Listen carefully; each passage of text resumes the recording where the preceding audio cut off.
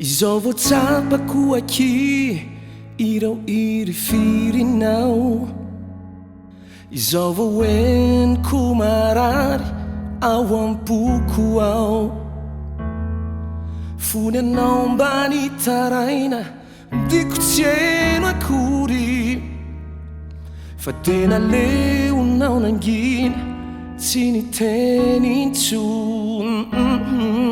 Voafatotry ny aizina ny tenako, ka tsy mba nievitra zay lalana nombana.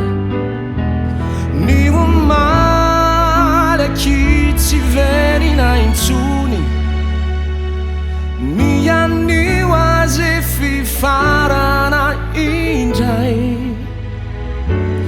Ny ampitsono handeha atao fiadoana vaovao.